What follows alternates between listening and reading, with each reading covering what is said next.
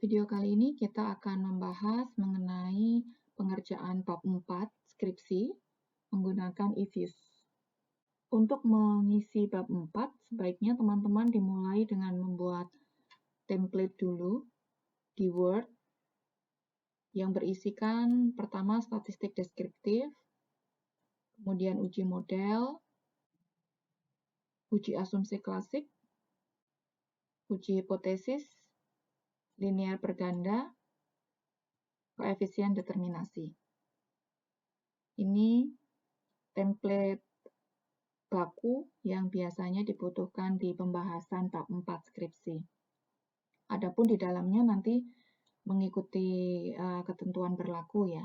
Uji model terdiri dari 3, uji asumsi klasik terdiri dari 4, uji hipotesis 2 macam, yang uji parsial dengan t-test, dan yang uji simultan menggunakan ANOVA atau F-test. Nah, setelah kalian menyiapkan template di Word, maka kita akan mulai running SPSS-nya. Ini tampilan awal saat membuka eViews. Kemudian kita mulai klik File, New, Work File. Nah, di dalam sini, Work File Structure Type, kita pilih Balance Panel karena data kita data panel. Kemudian di sini kita pilih Annual. Start date-nya kita mulai dengan tahun berapa dalam penelitian kita.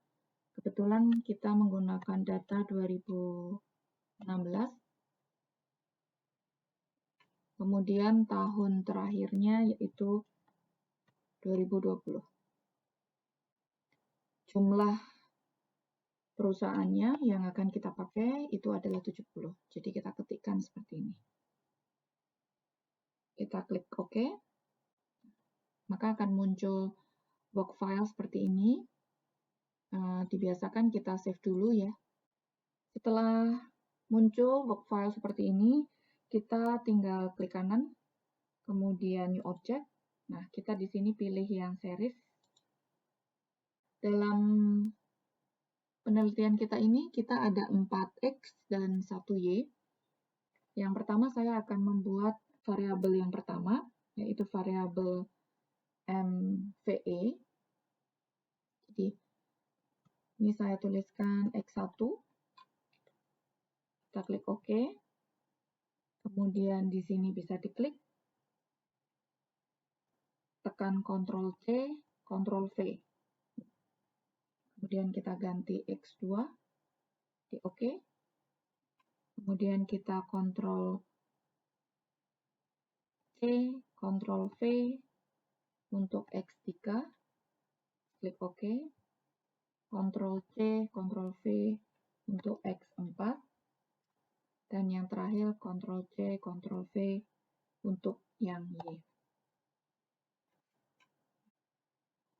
Setelah ada folder untuk variabel X1, X2, X3, X4, dan Y, langkah selanjutnya adalah mengcopy data dari Excel ke eViews. Caranya adalah dengan mengklik seluruh folder variabel ini, kemudian klik kanan, open, kemudian pilih yang S group.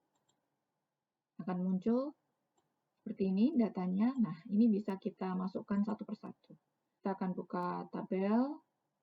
Ini kebetulan sudah urut. MVE, LEV, ROE, beta, dan stock return untuk keseluruhan variabel kita ya, X1, 2, 3, 4, dan Y-nya.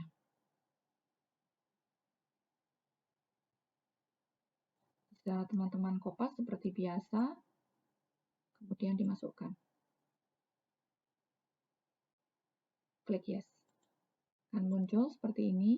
Apabila kita ingin mengecek apakah sudah masuk semua datanya dari Excel ke eViews atau belum, kita bisa cek satu persatu di folder eViews ini. Caranya tinggal dibuka aja kalau misalnya mau melihat misalnya X1 ya, MVE tadi, variabel MVE. Berarti tinggal lihat sudah atau belum sesuai dengan data panel yang tadi kita input ya. 70 emiten 5 tahun. Itu juga selebihnya, variabel selebihnya. Setelah semuanya terinput di eViews, maka kita bisa lanjutkan running. Yang pertama untuk running mengenai uji deskriptif. Biasanya skripsi bab 4 dimulai dengan uji deskriptif. Caranya, teman-teman tinggal blok semua variabel kita. Kemudian klik quick di menu bar paling atas, grup statistik, deskriptif statistik, common sample. Di sini tidak harus urut ya, Y sama dengan X1, X2, X3, tidak perlu karena statistik deskriptif kita hanya akan melihat minimum, median, min, maksimum, dan standarnya seperti itu. Jadi bisa random seperti ini. Kalau pengen rapi ya silahkan diurutkan. Tapi kalau tidak apa-apa. Seperti ini bentuknya. Kemudian kita OK. Maka akan muncul hasil outputnya seperti ini. Nah, dari sini kita bisa freeze dulu ya, disimpan dulu. Jadi cara menyimpannya di lembar kerja eViews adalah dengan klik ini, freeze. Ya, freeze, kemudian kita kasih namanya. Namanya tabel ini kita tulis saja deskriptif. Kita OK. Nah, nanti akan muncul di work file kita, file hasil running outputnya deskriptif. Dan yang untuk di Word, silahkan kita mengcopy yang ini. Ya. Jadi kita mengcopy yang ini untuk di Word-nya. Copy seperti biasa aja, teman-teman copy, Ctrl-C, kemudian dimasukkan ke sini. Dibiasakan supaya rapi, teman-teman mengkopasnya dalam bentuk picture. Pilih yang picture. Jadi nanti gampang pada saat untuk mengadjust di Word-nya. Tidak usah dikasih keterangan dulu, yang penting kita input dulu hasil output eViews-nya. Berikutnya kita masuk ke uji model. Dalam eViews kita ada 3 uji model. Jadi kita kembali ke eViews, kemudian ini kita close. Ini juga kita close. Untuk menghilangkan blok, seperti biasa, kita klik escape saja. Yang pertama kita akan running uji Chow, di mana uji Chow itu adalah untuk menguji model common versus fixed. Jadi kita klik dulu, urut mulai dari Y. Ya. Variabel Y, tekan kontrol, kemudian X1, X2, X3, X4.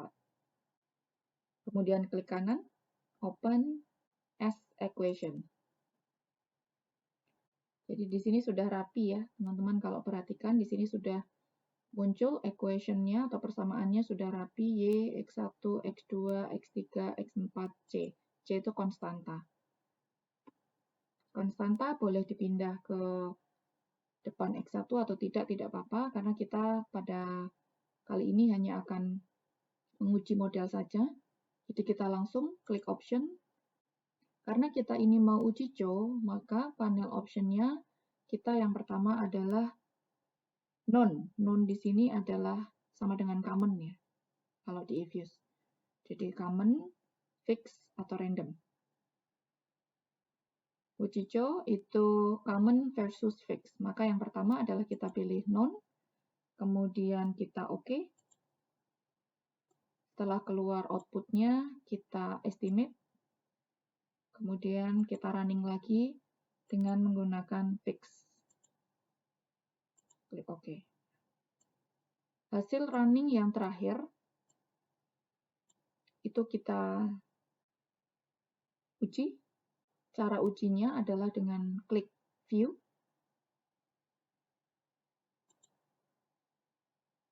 Fix Random Effect Testing. Yang pertama kita pilih redundant fixed effect untuk uji Chow.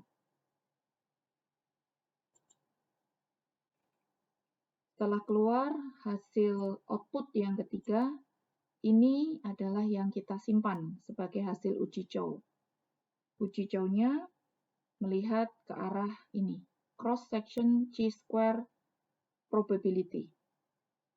Sebelum kita save, dibiasakan kita simpan dulu, freeze and name, di sini tulis saja Chow.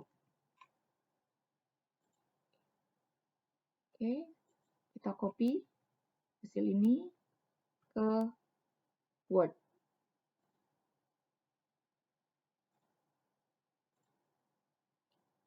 Berikutnya uji Hausman. Uji Hausman ini kita akan menguji antara model fix dengan model random. Jadi seperti tadi langkahnya seperti uji Chow, kita klik dengan kontrol Y, X1, X2, X3, X4, kemudian klik kanan, open as equation. Hausman, kita pilih di sini fix dulu, oke.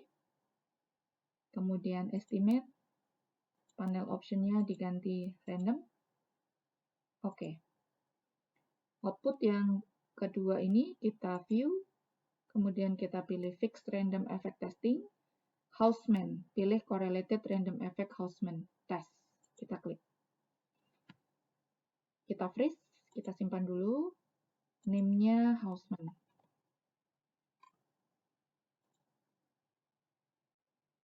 Yang kita copy ke dalam Word adalah yang ini.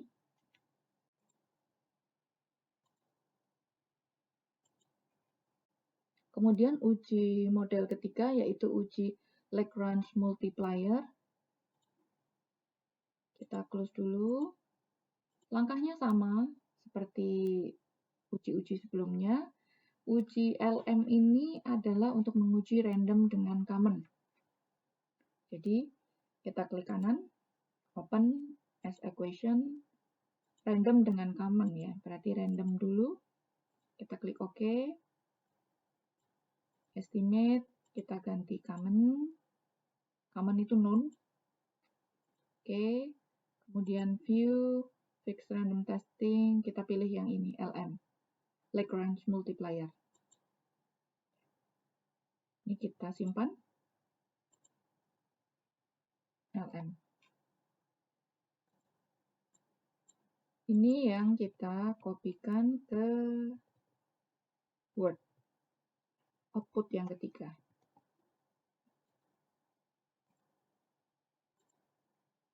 Kita masuk ke dalam uji asumsi klasik dan selanjutnya kita lihat dulu untuk hasil uji model kita.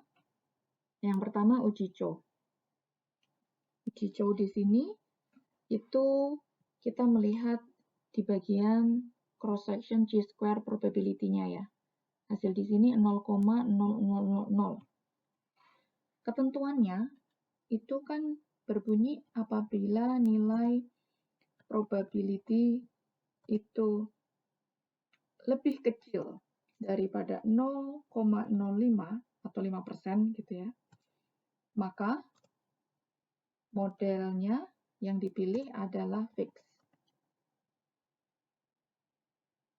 Nanti teman-teman silahkan dikasih ketentuan yang ada di bab 3 gitu, dipindahkan ke sini. Dikasih keterangan tambahan ya dari bab 3. Kemudian untuk uji Hausman itu ketentuannya atau rule of thumb-nya berbunyi nilai probability yang ini apabila lebih kecil dari 0,05 maka yang dipilih adalah fixed model. Ini ketemu fix, ini ketemu fix. Otomatis sebenarnya apabila kalau kita menggunakan if-use, dari 3 uji sudah menghasilkan hasil yang sama, sebenarnya kita tidak perlu menguji untuk LM tes ya. Karena apapun hasilnya LM tes nanti 2 lawan 1 gitu. Jadi tetap model fix yang menang. Model fix yang kita pilih gitu ya. Tapi karena biasanya memang tiga-tiganya di running, jadi ya kita running saja, nggak apa-apa. Untuk tambahan penguat saja. Ketentuan dari LM test, teman-teman lihat di nilai cross section pagan ini. Di sini ada tertulis 0,0305. Rule of thumb-nya adalah apabila nilai cross section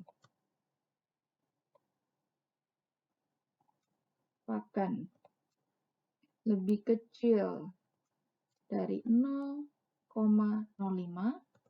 maka yang dipilih random.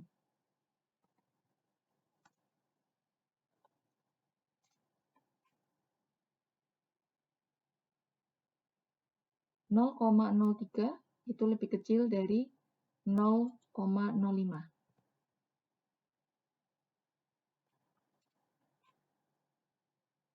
Maka dipilih random. Dari hasil ketiga uji model ini, kita berarti memilih fixed model ya, karena fixed model itu lolos di 2 uji, yaitu uji Joe dan Hausman. Jadi tinggal kita kasih kesimpulan saja, nanti di sini menggunakan fixed model.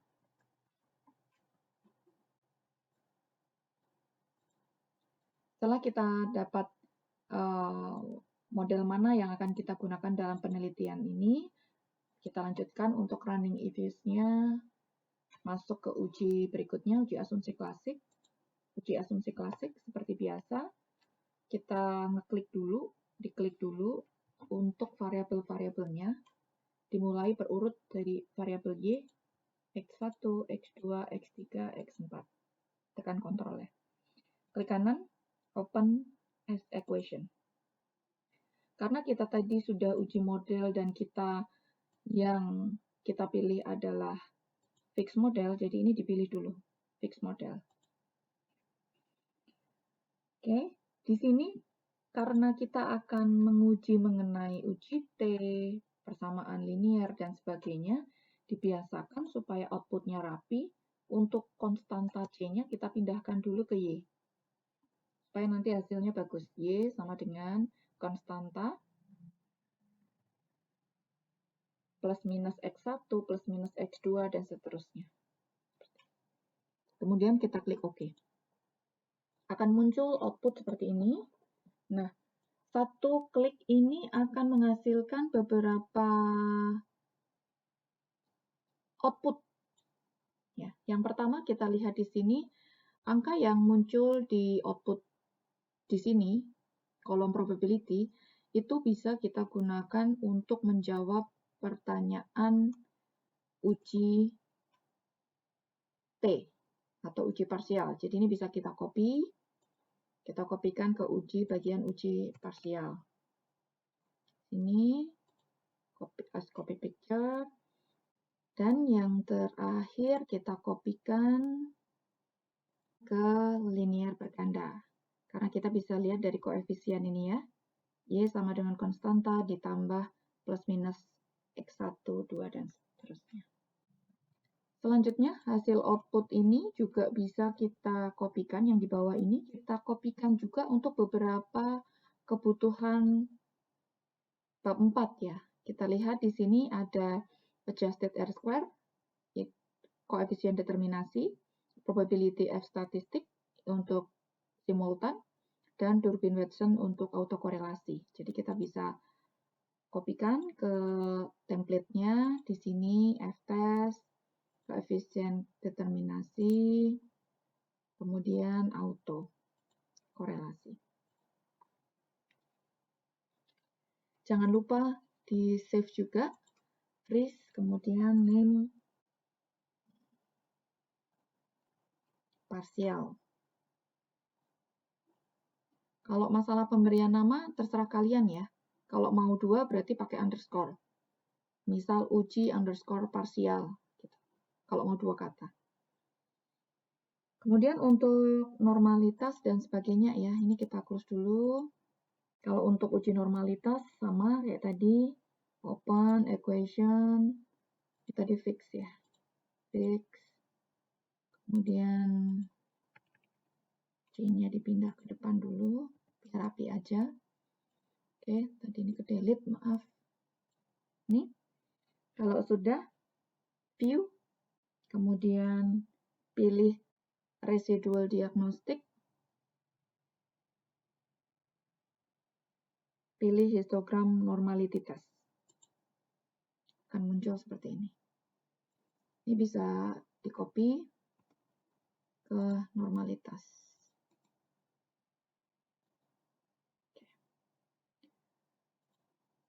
Freeze, name, normalitas. Kita close. Kemudian berikutnya uji heteroskedastisitas.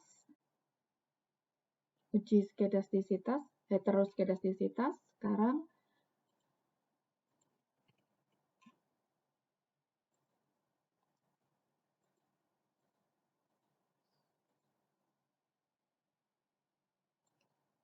view, klik view, kemudian aktual, fitted residual, pilih yang aktual grafik. Kemudian bisa kita copy ke Word.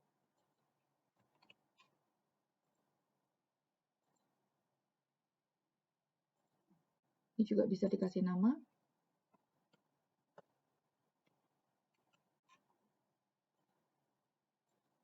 Untuk uji multikolinearitas, kita klik.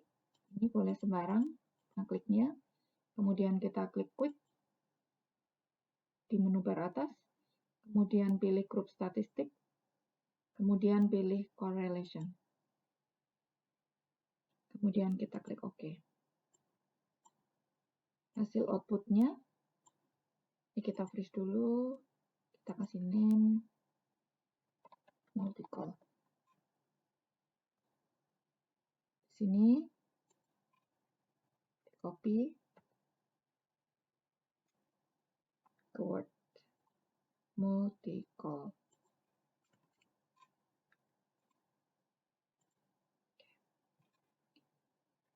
Baik, ini kita cek dulu.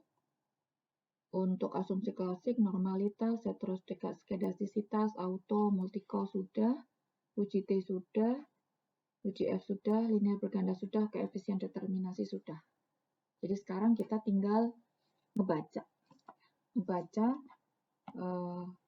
outputnya untuk uji itu tadi. Kita mulai dari yang atas. Untuk membaca uji asumsi klasik terutama itu tinggal melihat rule of thumb yang kalian tulis di bab 3. Jadi kalau di bab 3 ada tertulis di situ untuk uji normalitas, if used itu melihat nilai probability dari Jacques-Bera apabila di atas 0,05 artinya normal. Nah, berarti kalau di sini hasilnya 0,05 berarti dia tidak normal ya.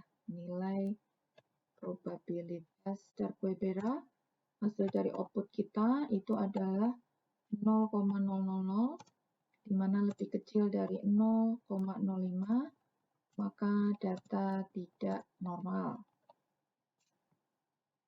Apabila rule of thumb-nya mengatakan harus normal, ya berarti Anda tinggal cari alasannya apa, kenapa tidak normal, atau ada artikel tidak yang memberikan penjelasan bahwa untuk data panel bisa tidak harus normal datanya, misal seperti itu. Bisa dimasukkan di dalam pembahasan bab 4 ini. Dikasih penjelasan. Kemudian untuk heteroskedastisitas, rule of thumb-nya untuk heteroskedastisitas itu kan output atau grafiknya itu tidak teratur atau berantakan ya. Grafik tidak itu kan berarti bebas heteroskedastisitas. Kalau kita lihat dari hasil grafik kita ini, hetero kita, tidak ada pola khusus ya. Kalau teman-teman lihat di sini, ada 3 warna nih, biru, hijau, merah. Ini tidak ada spesifik pola. Kalau teman-teman perhatikan ini. Walaupun di sini ada 3 yang menjulang, tapi tidak ada pola yang khusus antara grafik atas dengan grafik bawah. Jadi di sini bisa disimpulkan kita bebas heteroskedastisitas. Untuk autokorelasi, nilai Durbin-Watson-nya di sini 2,113156 disesuaikan dengan rule of thumb yang kalian gunakan di bab 3. Mau menggunakan plus 4, minus 4, atau min 2 plus 2, tergantung sumber referensi yang kalian gunakan. Nanti tinggal dikasih keterangan di bawah. Ini kesimpulannya apa. Kemudian yang selanjutnya, uji asumsi klasik multikolinearitas. Hasil outputnya itu untuk Evius adalah berada di bawah 0,7 atau 0,8. Kita lihat di sini, hasilnya tidak ada yang di atas 0,7 ya, atau tidak ada yang di atas 0,8. Semuanya masih di bawah skala, jadi kesimpulannya bebas multikolinearitas. Bisa dilihat di situ. Berikutnya untuk uji parsial, uji T, kita tinggal lihat probability-nya ya, X1 terhadap Y. Di sini nilai probability-nya 0,000. Artinya apa? Lihat di rule of thumb yang kalian tulis di bab 3. Apabila hipotesis 1 kalian semisal berbunyi MVE berpengaruh signifikan terhadap stock return, maka melihat dari hasil probability X1 0,000 lebih kecil dari 0,05, maka kesimpulan hipotesis diterima, atau dengan kata lain, MVE berpengaruh signifikan terhadap stock return, dan seterusnya untuk H2, H3, H4. Kemudian untuk uji simultan, kita melihat dari angka probability F statistik. Jadi, nilai probability prop itu probability ya. Statistik itu sebesar 0,0000 lebih kecil dari 0,05, maka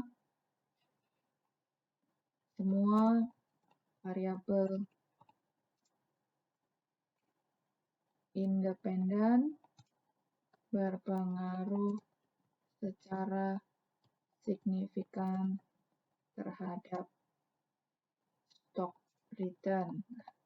Jadi tinggal ditambahin aja kata-kata keterangan yang lainnya supaya lebih panjang dan ditambah dengan penjelasan-penjelasan terkait dengan artikel terdahulu. Kemudian cara membaca linear berganda, ini juga linear berganda di rule of thumb yang kalian tulis di bab 3 kan pasti begini kan, A plus minus ya. Maka ya tinggal dibaca saja dari hasil outputnya ini. Konstantannya minus 35,73, 35,73, 593. Kemudian ditambah dengan konstanta X 1, 3,057639 MVE, kemudian ditambah dengan 0,063413 leverage, kemudian ditambah 0,354553 ROE, dikurangin 0,026179 beta. nanti ditambah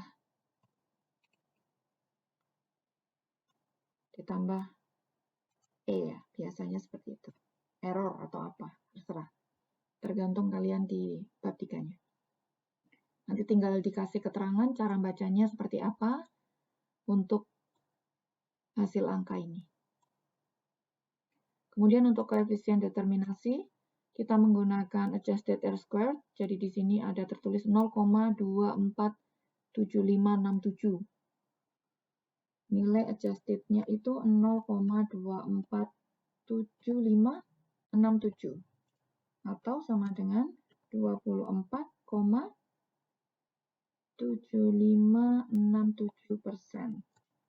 Di mana artinya persamaan linier dalam penelitian ini, variabel X-nya yaitu MVE, leverage, ROE, dan beta itu bisa menjelaskan atau bisa mempengaruhi variabel Y atau stock return sebesar 24,7567%. Nanti dikasih juga keterangan-keterangan tambahannya. Baik, seperti itu untuk penjelasan bab 4